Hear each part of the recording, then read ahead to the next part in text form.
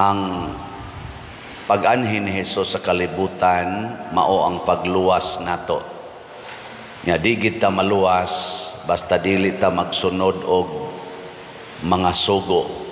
Mao to ang mga kuan kadto mga Israelita sa panahon ni Moises, gitagaan gid sila napo kasugo. Nya gikan aning napo kasugo, 10 Commandments, gahimo sila og more than 500 ka mga sugo, specific nga mga buluhaton aron sila mahimong luwas or mahimong balaan sama sa Ginoo. Unang usahay, naglibog na sila, hain gyoy unahon. Pag-abot na ni Hesus, dili na napo kasugo ang iyang gihatag, kung dili ang essential part sa napo kasugo. Kasag-o pa ba mos napo kasugo? Kisay makasag-o, gikas number 1 hangtod number 10. Sa ato ng Katoliko nga hanay kay ang uban sang sikta naamsan sila'y laing interpretasyon. Wa kay ta magkaparihas. Sa Katoliko lang. Kasag-o mo? Wala. Inyo ng assignment. I-google lang. Google bang? Ana, ing na Catholic 10 Commandments on according to Catholic Church. Ana, ang first tulo ana gahisgot nga ang Ginoo gyoy atong simbahon, ang Ginoo gyoy atong tahoron, sundon, balaanon, ug di na kita magbaton og laing Dios-Dios. Mo nay first 3. Nya gikan sa ikaupat ngadto sa ikanapo, pulos na gina paghigugma sa atong isig katao. Tahura imong mama, ayaw pagpatay, ayaw pamakak, ayaw panapaw, ayaw kaibog, uban pa diha. Muna gi-summarize na ni Kristo nga ang essential part sa 10 Commandments mao di ay ang paghigugma sa Dios sa tibuok mong kasing-kasing, sa tibuok mong hunahuna, sa tibuok mong kusog, sa tibuok mong kalag. Siya ra gyud mo'y Ginoo. Mao na nay essential. Nya ang ikaduha, higugmaa ang imong isig katao sama sa imong kaugalingon. So duha gid ni kasugo nga dili na pwedeng buwagon. Nya ningon dayon ning lawyer kaning magtutudlo sa balaod nila, ningon sakto gid Lord kanang imong gisulti nga duha kasugo, mas importante pa na sa pagsigig halad og mga mananap, siging halad og mga kwarta, 10% tithing. Mas importante pa na kay magunsa magsigi kag offer og mga mananap, imong ihawon mga baka pagyud, mga karnero, unya gasigi kag dumot sa imong isig katao. Magunsa magsigi kag hatag og tithing nganhi sa simbahan, pero gasigi sa kag practice og tuo-tuo aron na kay daghan nga madawat sa imong kwarta. Nahigugma kas kwarta. Sige lingay imong tupad ing na mutuman ka anang sugo ni Kristo.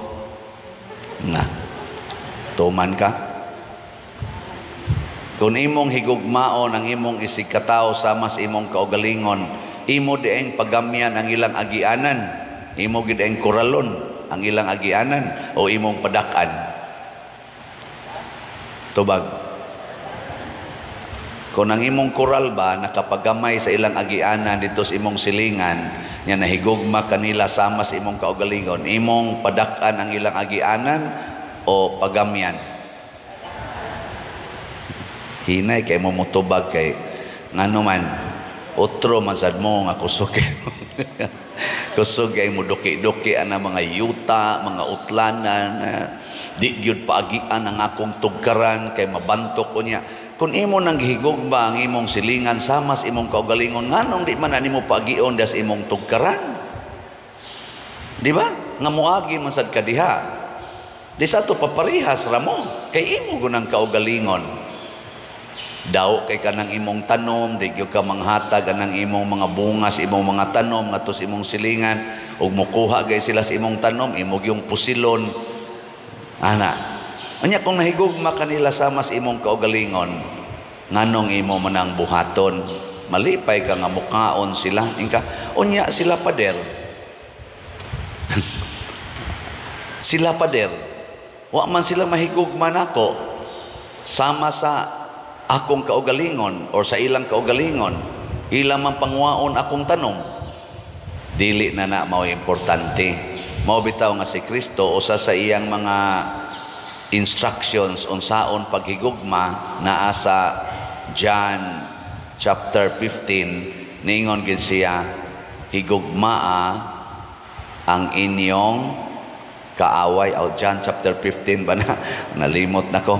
Bugo-bugo taning kuan. Basta niingon siya nga, higugmaa ang inyong kaaway.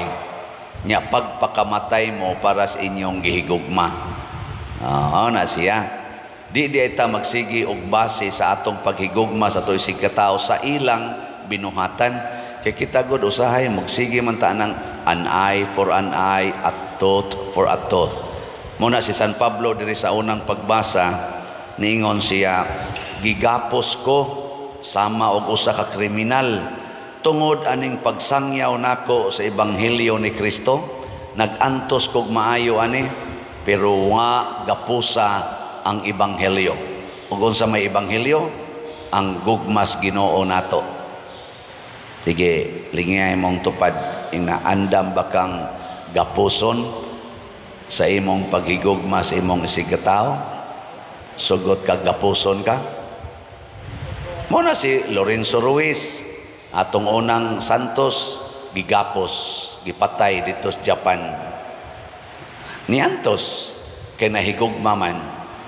Muna ikaw asawa, gapuson ka sa imong bana, nya kulatahon kag maayo, ang sa may imong isulti.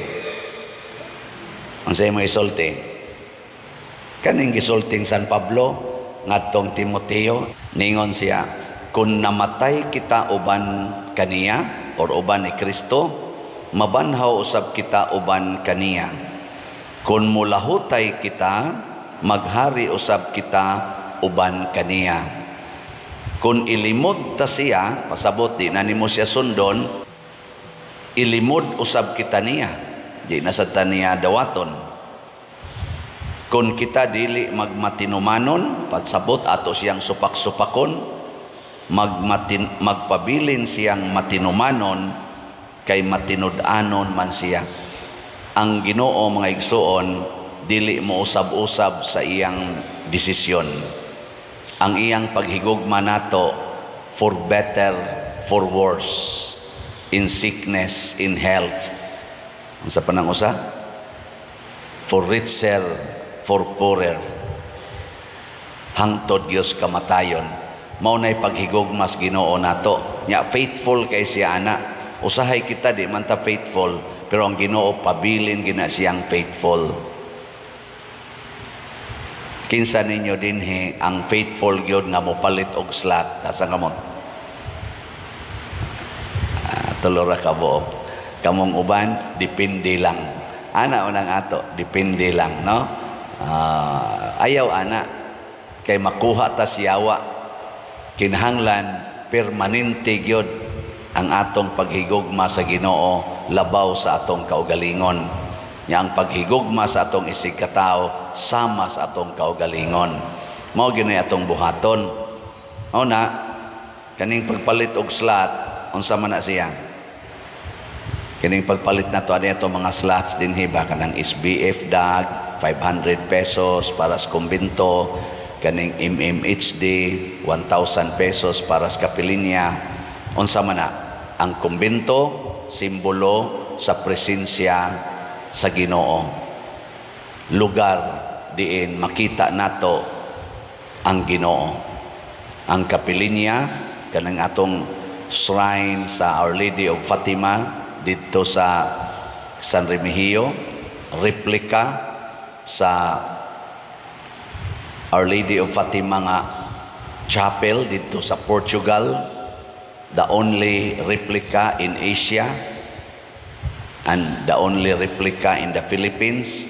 Simbolo sa presensya sa Ginoo pinaagi sa mahal nga Birhen Maria sa Fatima. Nya kun ato nang tagaan og paghigugma pinaagis pagtubag sa iyang panginahanglan kining atong pagpalit og slots. Mag-antos ta usahay, kay usahay imo nang ipapalit og sudan arang-arang, ipapalit na nimo tingali og imong mga gadgets, mga sinina o uban pa, pero di na nimo nabuhaton kay imong ipalit og slot. Mag-antos ta.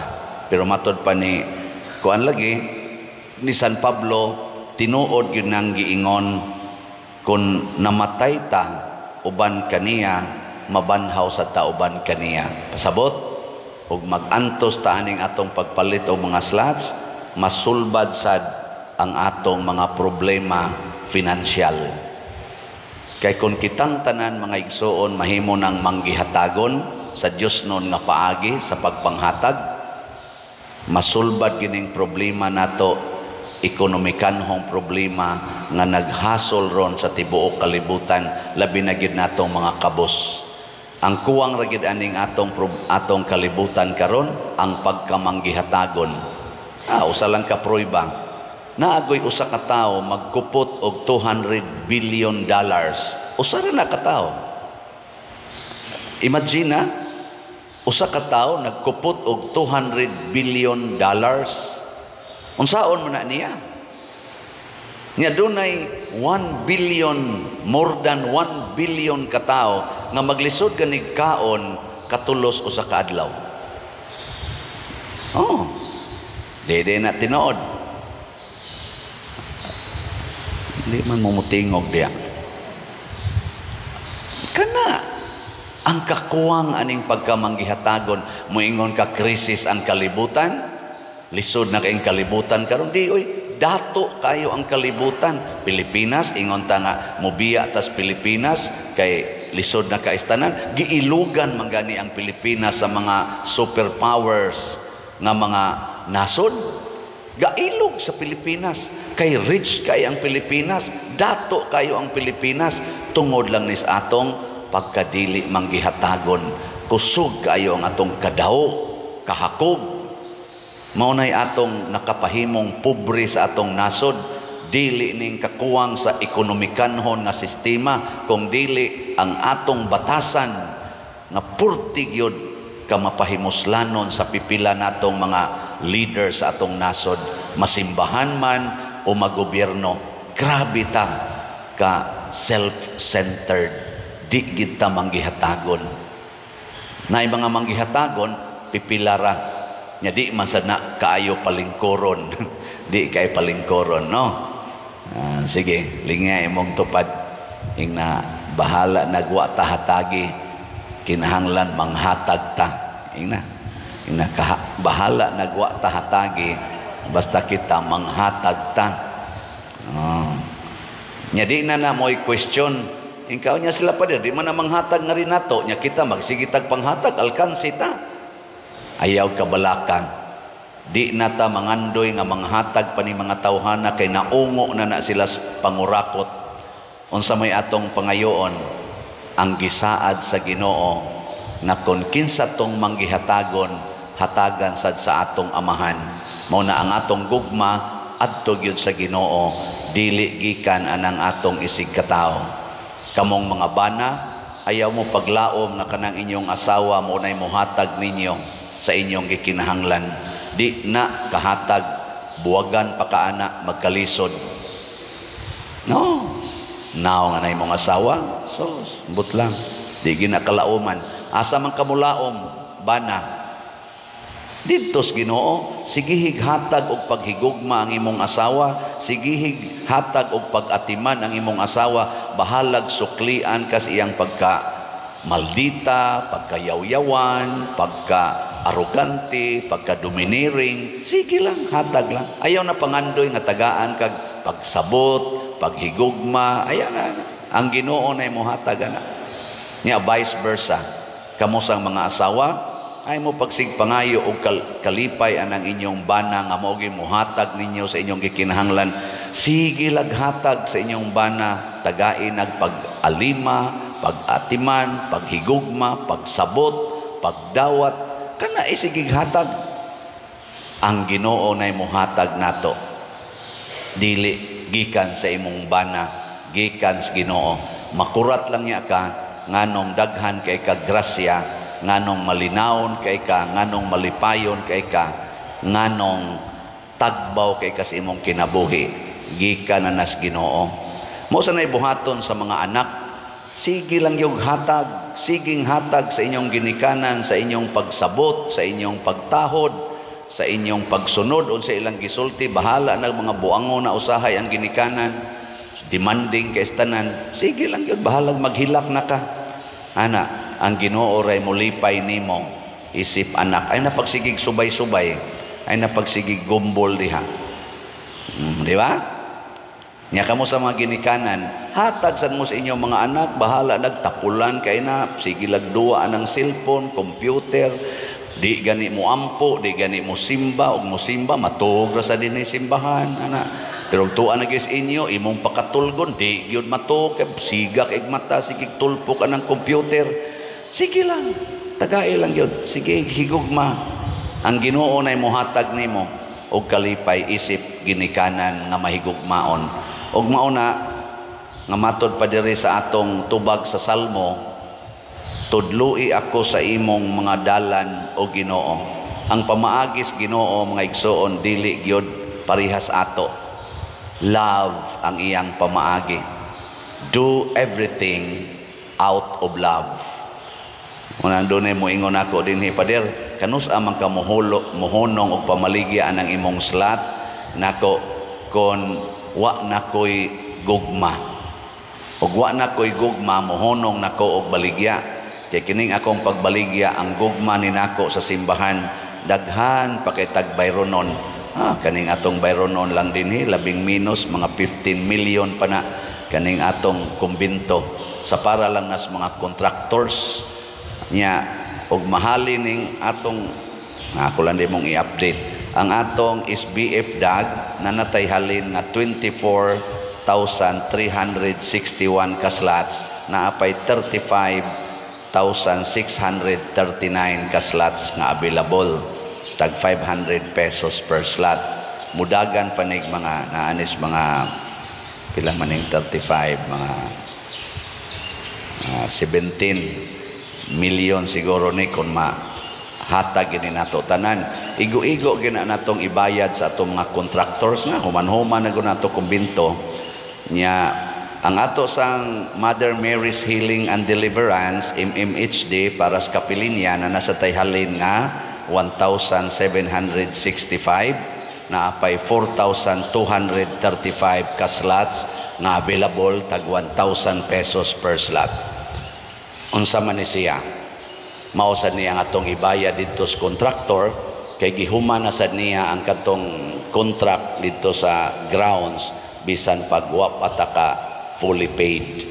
So napay mga around 6 million nga atong bayronon ngadto sa contractor. O kitang tanan mutabang, kitang tanan muhatag sigon aning ato mga slat-slat, gaan kayo muhatag kag 500 usa ka semana para sa simbahan, para ning atong SBF DAG, gaan ra gyud kay nas tanan. Pero ang impact ni ana sa imong kinabuhi mao ang grasya nga 100-fold. Nya kung mauna ni ang batasan natong tanan, out of love, maghinatagay na ta, nindot kay puy-an ang kalibutan. Imagine mga pilata, mga 1.7 billion ta ka mga Katoliko, mga Kristiyanos tibok kalibutan, og mahimo ning mga generous kaayo kaning 1.7 billion ka mga Kristiyanos, pagkanindota puy-an sa kalibutan. Bahala na lang na dihang mga around 6 billion kay mga 7 billion man kuno ta ka tao tibo kalibutan. Bahala na lang ng mga 5 billion kapin. Kita lang 1.7 maghinatagay ta. Basta nindota puy-an.